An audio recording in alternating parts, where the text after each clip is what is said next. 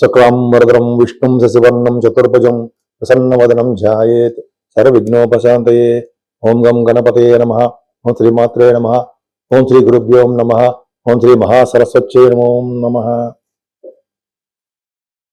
ఇప్పుడు మనం 1 మార్చ్ 2026 నుండి 31 మార్చ్ 2026 వరకు కూడా 12 రాసుల వారికి ఎలా ఉండబోతుందో ఇప్పుడు మనం తెలుసుకుందాం. దానికంటే ముందర ఏ రాశిలో ఏ గ్రహాలు ఉన్నాయో తెలుసుకుందామండి. 26 మార్చి నుండి శుక్రుడు వస్తున్నాడు. గురుడు మిథున రాశిలో ఉన్నాడు, వక్రగతిలో ఉన్నాడు. కేతు సింహరాశిలో ఉన్నాడు.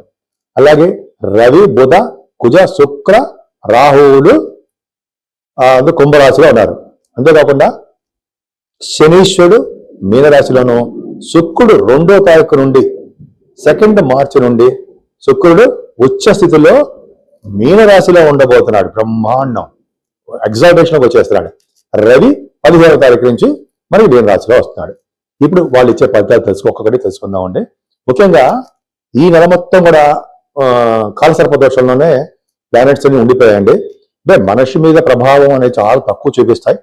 ఇంతకుముందు చెప్పినట్టుగానే మన దేశాల మీద చూపిస్తాయి తప్ప, రాజకీయ నాయకుల మీద, మంత్రుల మీద చూపిస్తాయి తప్ప గ్రహాల ప్రభావం, కాలసర్ప దోషం అనేది చాలా తక్కువగా మనిషి మీద ప్రభావం చూపిస్తుంది. ఇప్పుడు మనం తెలుసుకుందాం. వృషభ రాశి వారికి మీ రాశ్యాధిపతి లాభస్థానంలో ఎగ్జాల్టేషన్ లో బ్రహ్మాండంగా ఉన్నాడు. అంటే 9th హౌస్ లో 10th హౌస్ తోటి లగ్నాధిపతి కలిసాడంటే ఈ నెల మొత్తం మీకు ఆనందదాయకమే అని చెప్పచ్చు. ఇంకా చెప్పాలంటే మీ ద్వితీయ భావంలో ఉండే గురుడు పర్ఫెక్ట్ గా బాగున్నాడు. కాలసర్ప దోషంలో ఉన్నాయి ప్లానెట్స్ అన్ని, గ్రహాలన్నీ కూడా కాలసర్ప దోషంలో ఉన్నాయండి.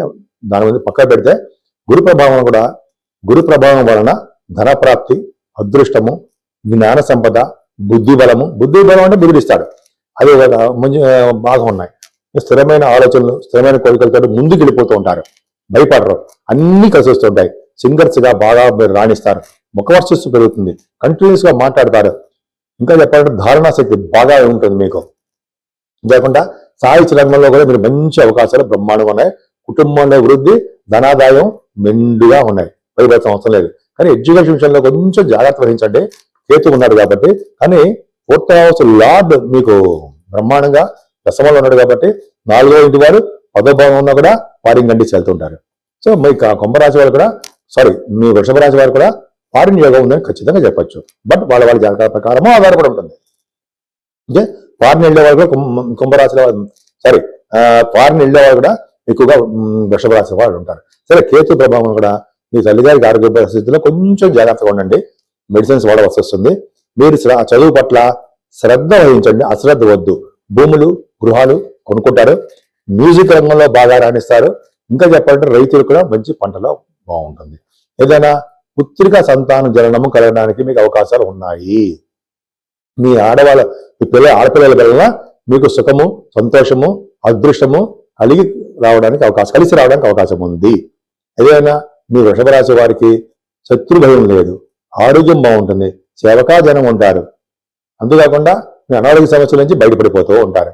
అందుకే మీకు వివాహ వేడుకలు, శుభకార్యాలు, ధర్మకార్యాలు ఎక్కువ చేస్తుంటారు. ఆరోగ్యం పట్ల అంటే అష్టమ స్థానం కూడా బాగుందండి, గురు దృష్టి చూస్తున్నాడు కాబట్టి సడన్ గెయిన్స్ మీకు ఉంటాయి. 9th హౌస్ లార్డ్ 9వ ఇంటి వాడు మీకు శుక్రుడు శని అవడం వలన, శని శుక్రుడితో కలిసి ఉండడం వలన విదేశ పర్యటన చేయడానికి అవకాశం ఉంది. ధనాదాయము, అదృష్టము మీకు బాగా కలిసి వస్తాయని చెప్పడంలో శక్తి లేదు. ముఖ్యంగా హైయర్ ఎడ్యుకేషన్ రీత్యా విదేశాలు వెళ్ళడము, మీకు షూటింగ్ రీత్యా విదేశాలు వెళ్ళడము, అలాగే కళారంగంలో బాగా డెవలప్మెంట్స్ ఉండడము జరుగుతుంది. అది మీ విహార యాత్రలు చేస్తున్నారు. అంటే ముఖ్యంగా చెప్పాలంటే తీర్థయాత్రలు మీరు చేయబోతున్నారు. తీర్థయాత్రలు గురువుగారిని సందర్శించడము, పీఠాధిపతుల్ని, కాశీ వంటి క్షేత్ర దర్శనాలు చేయబోతున్నారు. అన్నిటికన్నా ముఖ్యం దశమస్థానం. రాజ్యస్థానంలో రవి 15వ తారీఖు వరకు ఉంటాడు కాబట్టి, బుధుడుగా ఉంటాడు కాబట్టి, కుజు రాహు ఉన్నారు. అంటే డాక్టర్స్ గా మీరు బాగా డెవలప్ అవుతారు. పదే డాక్టర్స్ ఎందుకు చెప్తున్నాము అంటే, కుంభరాశి ఉంటేనే డాక్టర్స్. రవి బుధులు కాంబినేషన్ డాక్టర్స్ సంబంధించిందే. పైగా కుజుడు ఉన్నాడంటే డాక్టర్స్ ఆపరేషన్ చేస్తారు. శాస్త్రం చెప్తా ఉంది, నేను కాదు. రాహు కూడా ఉన్నాడంటే, దశమంలో రాహు అంటే డాక్టర్ కదండి. ఖచ్చితంగా అవును. మీ దశమస్థానంలో రాహు ఉన్నారంటే కొన్ని అవసరం ఉన్నాయి. వాటి కనుక డాక్టర్స్ సంబంధించిన వృత్తిలో ఉంటారు మీరు. అంటే మీరు హైయర్ ఎడ్యుకేషన్ ఇస్తా విదేశాలు వెళ్ళడము, ఎండి, ఎంఎస్లు ఉంటాయి కదండి, స్టెప్ 3 అంటే విదేశాలు వెళ్తారు. అంతేకాకుండా కుజుడితో కలిసినటువంటి రాహు అంటే ఇంజనీరింగ్ విభాగాలు గాను, ఆడిటర్స్ గాను, మ్యాథమెటిషియన్ ఇవన్నీ కూడా మీరు బాగా డెవలప్ అవడానికి అవకాశం ఉంది. కర్మస్థానం బాగుంది కాబట్టి మీకు చేస్తున్నటువంటి ఉద్యోగాలు బాగుంటాయి. సాఫ్ట్వేర్ రంగ ఉద్యోగస్తులకి, గవర్నమెంట్ సంబంధించిన ఉద్యోగస్తులకి ప్రమోషన్స్ రావడము, గౌరవింపబడము జరుగుతుంది. ఆడవగా చెప్తానండి, సివిల్ సర్వీసెస్ రాసినా కూడా విజయం సాధిస్తారు మీరు. అంతేకాకుండా దశమస్థానంలో రవి, కుజుడు ఉన్నారు అంటే దిగ్బలత్వంలో స్ట్రాంగ్ గా ఉన్నారు. రాజకీయ రంగంలో పదవులు వస్తాయి, రాజకీయ రంగంలో ఎదుగుతారు, రాజకీయంగా ఎదుగుతారు. మీరు బ్రహ్మాండంగా ఉంటుంది. అందరినీ ప్రజాసేవ, ప్రజాదరణ మీరు చేసుకుంటారు. అన్నిటికంటే టాప్ మోస్ట్ ఏంటంటే శుక్రుడితో కలిసిన శనితో కలిసిన రవి. లాభంలో రవి ఉన్నాడంటే చూసుకోవచ్చండి. లాభంలో రవిశల్లో ఎంత అద్భుతమైన ఫలితాలు ఇస్తారు. రవి ఉన్నాడంటే యాక్చువల్ గా వివిధ రకాలైన సుఖాలను ఇస్తాడు, అదృష్టాన్ని ఇస్తాడు, రాజకీయ రంగంలో పదవులను ఇస్తాడు, చేస్తున్న వ్యాపార రంగంలో బాగా డెవలప్ అయి చేస్తుంటాడు. ఎలక్ట్రానిక్స్ రంగంలోను, కోల్ పరిశ్రమల్లోనూ, అలాగే ఆటోమొబైల్ ఇండస్ట్రీస్, సిమెంట్ పరిశ్రమలు, ఫార్మా రంగాలు, ఇవన్నీ రంగాల్లో బాగా డబ్బు సంపాదించుకుంటారు. నాకు గుర్తులు చెప్తానండి.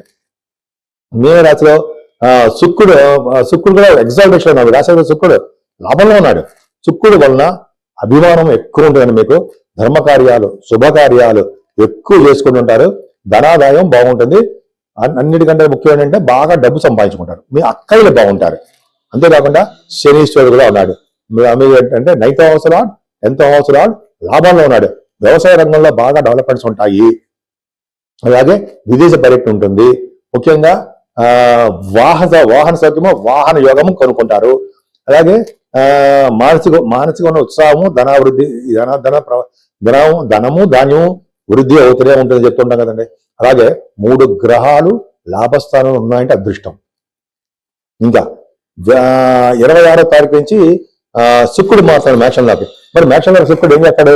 రాష్ట్రాధిపతిగా శుక్రుడు 12 భావం ఉండడం వల్ల వ్యవసాయ రంగంలో అనుకూలంగా ఉంటుంది. ధనము, ధాన్యం, పశువుల అభివృద్ధి, అలాగే అనేక రకాలుగా మీకు మంచి చేయడానికి అవకాశాలు, మంచి వాటికి ఖర్చు పెట్టడానికి అవకాశాలు ఉంటాయి. 12 రాశుల వారికి చిన్న సూచన ఏంటంటే, మేషం నుంచి మీనరాశి వారి వరకు కూడా మీరు మీ జాతకాలు చూపించుకోదలుచుకుంటే మీకు ముందుగా మీ date of birth, time of birth, place of birth 3 ఉండాలండి. నేను ఆది ఆస్ట్రాలజీ నుంచి చెప్తున్నాను. మన ఆది ఆస్ట్రాలజీనే చూస్తూ ఉంటాము. వేరే వాళ్ళు ఎవరు చూడరు, నేనే చూస్తూ ఉంటాను. ఆల్మోస్ట్ 35 సంవత్సరాల అనుభవం కూడా ఉంది నాకు ఆస్ట్రాలజీలో. 2000 ఇయర్లో ఎంఏ ఆస్ట్రాలజీ చేశాను. దానికంటే 2000 ఇయర్లో 26 ఇయర్స్ అయింది. అంతకంటే ముందర 10 ఇయర్స్ నుంచి 1990 నుంచి కూడా నేను ఆస్ట్రాలజీ అండ్ నేను professionally cost accounts officer government organization చేశాను. గవర్నమెంట్ ఆర్గనైజేషన్లో సింగరేణి కాలేజ్లో చేశాను. సరే పక్క పెడదాం. సో ఈ అంత అనుభవం ఉంది కాబట్టి కొద్ది గొప్ప చెప్పగలను అని నేను అనుకుంటాను. చెప్తాను కూడా, చెప్పిన కూడా చాలా జరిగాయి. మీకు విద్యలో కానీ, లేకపోతే వివాహం విషయంలో కానీ, చిల్డ్రన్ విషయంలో కానీ, లేకపోతే వివాహాలు అవ్వట్లేదని మ్యాచ్ మేకింగ్ కానీ, ఇవన్నీ ఉంటాయి కదా, అన్ని పర్ఫెక్ట్గా చూసి చెప్పగలను. నేను ఆ కాన్ఫిడెన్స్ నాకు ఉంది. అంతేకాకుండా మీ బాస్ సంబంధించిన విషయాల్లో కూడా మీకు ఏమాత్రం డౌట్ ఉన్నా నన్ను కన్సల్ట్ చేస్తే నేను చెప్తాను. లేకపోతే మీరు వాట్సాప్లో మెసేజ్ పెట్టండి. షూటింగ్లో ఉంటే మనం చెప్పలేకపోవచ్చు, తప్పకుండా మీకు చెప్తాను. అంతేకాకుండా 12 రాశుల వారికి పరిష్కార మార్గాలు చెప్దామండి. ఎందుకంటే 12 రాశుల వారికి కూడా అంత అద్భుతంగా ఉండదు. ఎందుకంటే కాలసర్పదోషంలో ప్లానెట్స్ అన్నీ ఉన్నాయి. అంటే మనకి నెగిటివ్ ఎనర్జీ వస్తుందా అంటే నెగిటివ్ తక్కువ ఉంటుంది. ఏదైనా మన జాగ్రత్త మనం చేసుకోవాలి. కాబట్టి రాహుకి మనం కాలసర్పదోషం ఉంది కాబట్టి రాహు నుంచి కేతు మధ్యలో గ్రహాలు ఉన్నాయి. అంటే సవ్యకాల సర్పదోషము అంటాం. మనం అంటే ప్రతి రాశి వారికి కూడా అవకాశం ఉంటే కాళహస్తి వెళ్ళి రాహు కేతులు పూజ చేయించుకోవడం కంపల్సరీ. మనం అక్కడ వెళ్ళాము, ఆన్లైన్ ద్వారా చేయించుకుంటాము. ఇంకా చేయలేము, మన ఇంట్లోనే మన ఊళ్ళోనే రాహుకు సంబంధించినటువంటి నవగ్రహాల్లో కేతుకు సంబంధించిన పూజలు చేయించుకోవడం. అది కూడా చేయలేకపోతే రాహుకు సంబంధించినటువంటి స్తోత్రాలు ఇంట్లో చదువుకోవడము, కేతు గణపతి ఆరాధన, సుబ్రహ్మణ్య స్వామి ఆరాధన చేసుకోవడం వల్ల ఈ రాహు కేతుల యొక్క ప్రభావం తగ్గుతుంది. అమ్మవారి పూజలు కూడా చేసుకోవడం వల్ల అదృష్టం బట్టి మనకు రాహు కేతుల ప్రభావం తగ్గుతుంది. అంతేకాకుండా అమ్మవారి కనకదుర్గ అమ్మవారికి మనం పౌర్ణమి పూట కానీ అమావాస్య పూట కానీ హోమాలు చేస్తూ ఉంటారు. హోమాలు చేస్తే ముందర అంటే జస్ట్ అమ్మవారి హోమం చేసే ముందర నవగ్రహాలు కూడా మనం చేస్తూ ఉంటాం. సో నవగ్రహాలు చేయడం వలన ప్లస్ అమ్మవారికి హోమం చేయడం వలన చండీ హోమం ఈ 12 రాశుల వారికి కూడా 12 రాశుల వారికి నవగ్రహాల వల్ల వచ్చే దోషాలు చాలా మటుకు తగ్గుముఖం పడడానికి అవకాశాలు ఎక్కువ ఉన్నాయి. అంతేకాదండి, శనీశ్వరుడు కూడా మనం చెప్తూ ఉంటాం కదా, శనీశ్వరుడు దోషం కూడా చాలా ఉంటుంది. అష్టమ శని దోషము, అర్ధాష్టమ శని దోషము, ఏలినాటి శని ప్రభావం అంటూ ఉంటాం. సో ఈ మీకు రాశులు తెలుసు ఎవరెవరికి ఏమున్నాయో. సో ఈ రాశుల వారు కూడా శని దోషం తగ్గడానికి ఓం శం శనీశ్వరాయ నమః, ఓం శం శనీశ్వరాయ నమః, ఓం శం శనీశ్వరాయ నమః మంత్రం కానీ, లేదా మనం మందపల్లిలో పూజ చేయించుకోవడం కానీ, తిరునల్లారు వెళ్ళడం కానీ అవన్నీ మనం చేయలేము. మన ఊళ్ళోనే శనీశ్వరుడికి 7 శనివారాలు దండం పెట్టుకోవడం, ఆంజనేయ స్వామి వారి దర్శనం చేసుకోవడం, వెంకటేశ్వర స్వామి వారి దగ్గర అంటే దగ్గర కాదు, ధ్వజస్తంభం కొంచెం దగ్గరలోనే అఖండ దీపారాధన, ఒక పెద్ద ప్రమిదిలో ఒక ఒత్తి వేసి దీపారాధన చేయాలి. ఆ చేసిన పుణ్యం వెంకటేశ్వర స్వామి వారు శనీశ్వరుడికి ట్రాన్స్ఫర్ చేసి మనకు ప్రభావం తగ్గిస్తారని చదివాను ఎక్కడో. అది కరెక్ట్. తర్వాత శివాభిషేకాలు ఎప్పుడూ మర్చిపోకూడదు. శివుడికి అభిషేకం చేసుకోవడం వలన సర్వ దోషాలు సర్వ పాపాలు హరిస్తాయని చెప్తూ ఉంటాం మనం.